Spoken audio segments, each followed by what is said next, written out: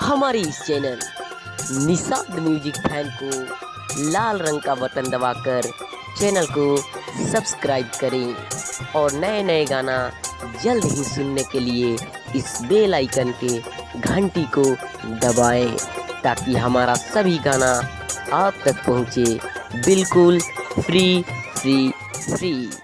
धन्यवाद दोस्तों। बोला बोला शंकर भगवान की।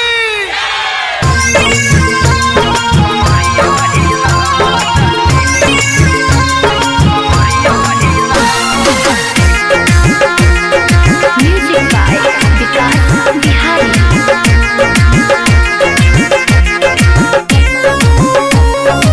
माँ अम्बे रिकॉर्डिंग स्टूडियो आमी। कान्हा पकावर धैनी लाचा कहुआ, काहे ना शिवजी सुनतानी रहुआ, काहे ना शिवजी सुनतानी रहुआ। कान्हा पकावर धैनी लाचा कहुआ, काहे ना शिवजी सुनतानी रहुआ। तोहरा कृपा से गीत हम गावतानी। अरे पार्वती ये के गावता हो? खेसारी हवे का?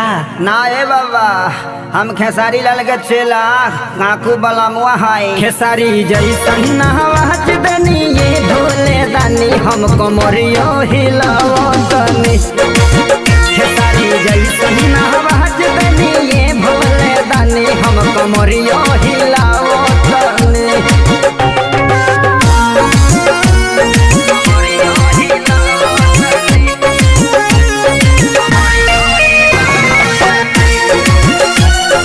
Presented by Fast Music। डरवा में मिर्गा के छहला, बरदन में सबबा के महला।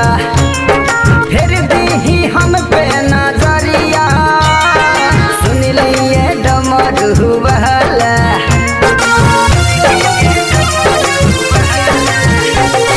डरवा में मिर्गा के छहला, बरदन में सबबा के माला।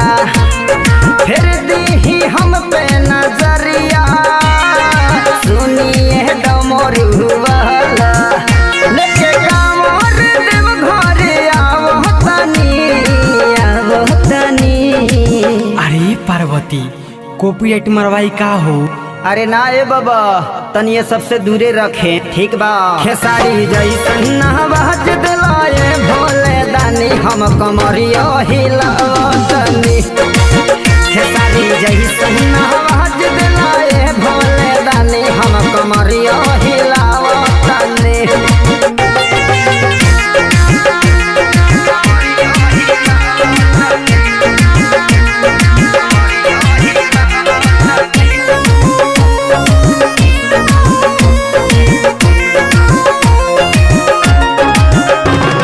मुँह के से उठा लिहले कहावर, काकू में दे दिहनी पहावर।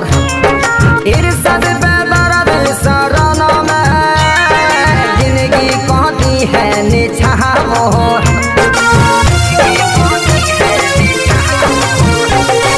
अभिषेक उठा लिहले कहावर, काकू में भर दिहनी पहावर। विकास बिहारी शरण में, जिंदगी कहती है निछावर। आके देव घर में आलख जगावतनी। ए बाबा तनी हमरो को ट्रेंडिंग में टेल दी। जाओ भक्त तथास्तु। खेसारी जैसन नहवाज दनी ये भोले दानी, हम कमरियो हिलावतनी। खेसारी जैसन नहवाज दनी ये भोले दानी, हम कमरियो हिलावतनी।